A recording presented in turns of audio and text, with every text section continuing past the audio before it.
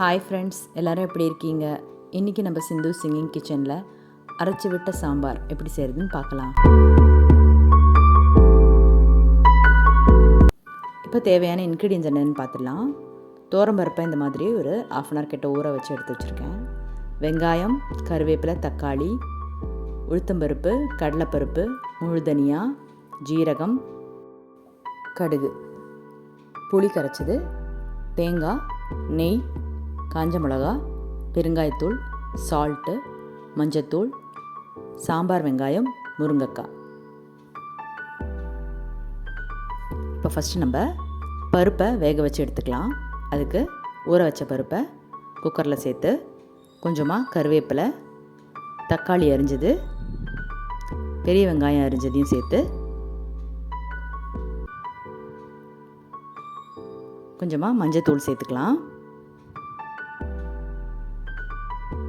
கொஞ்சமாக பெருங்காயத்தூளையும் சேர்த்து நல்லா மிக்ஸ் பண்ணிவிட்டு பருப்புக்கேற்ற தண்ணி சேர்த்து வேக வச்சு எடுத்துடலாம்.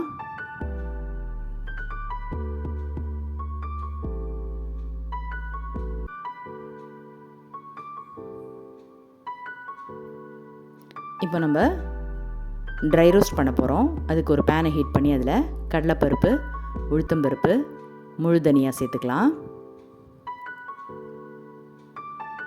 இது ஒரு லைட் ப்ரௌன் கலர் ஆகிற வரைக்கும் நம்ம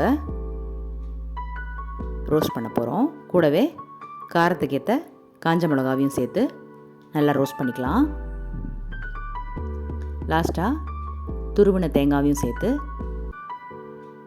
நல்லா ரோஸ்ட் பண்ணி எடுத்துக்கலாம். அடுப்பை சிம்மில் வச்சு நீங்கள் இதை பொறுமையாக ரோஸ்ட் பண்ணி எடுங்க. கொஞ்சமாக மஞ்சத்தூள் சேர்த்துக்கலாம்.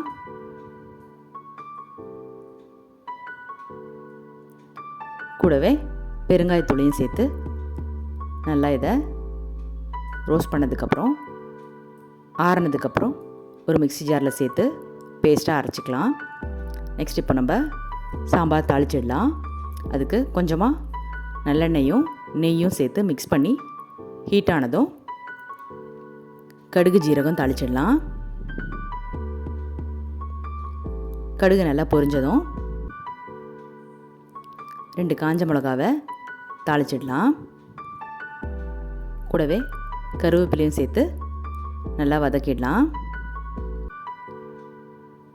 இப்போ இந்த ஸ்டேஜில் நம்ம சாம்பார் வெங்காயத்தை சேர்த்துக்கலாம். வெங்காயம் கொஞ்சம் நிறையா சேர்த்துக்கிட்டிங்கன்னா உங்களுக்கு நல்ல டேஸ்ட்டாக இருக்கும். வெங்காயம் ஓரளவுக்கு வதங்கினதும் முருங்கைக்காய் சேர்த்துக்கலாம். நீங்கள் காய் இல்லாமல் கூட இதை வெறும் வெங்காயம் வச்சு கூட செய்யலாம். முருங்கைக்காய் சேர்த்தா இன்னும் கொஞ்சம் டேஸ்ட்டாக இருக்கும். தேவையான அளவு உப்பு சேர்த்து மஞ்சத்தூளையும் சேர்த்து காய் நல்லா வதக்கலாம். ஒரு 2 minutes நல்லா வதங்கினதும் நம்ம இங்கே கரைச்சி வச்சுருக்கிற புளியை சேர்த்து கொதிக்க விடலாம். நல்லா குலதெய்வமே எந்தன் குறை தீர்க்கவா, கை நீட்டினேன் என்னை கரை சேர்க்கவா, நீயே அணைக்கவா, தீயை அணைக்கவா, நீ பார்க்கும்போது பனியாகிறேன், உன் மார்பில் சாய்ந்து குளிர் காய்கிறேன், எது வந்த போதும் இந்த அன்பு போதும், ஏதேதோ எண்ணம் வளர்த்தேன், உன் கையில் என்னை கொடுத்தேன், நீதானே புன்னகை மன்னன், உன் ராணி நானே, பண்பாடும் பாடகன் நீயே, உன் ராகம் நானே. இப்போது புளி நல்லா கொதிச்சிருச்சு, காயும் நல்லா வெந்துருச்சு. இந்த ஸ்டேஜில் நம்ம அரைச்சி வச்சுருக்கிற மசாலாவை சேர்த்து இப்போது தேவையான அளவு கொஞ்சமாக அந்த மிக்ஸி ஜார்லேயே தண்ணி சேர்த்து மிக்ஸ் பண்ணி குழம்பை நல்லா கொதிக்க விடலாம்.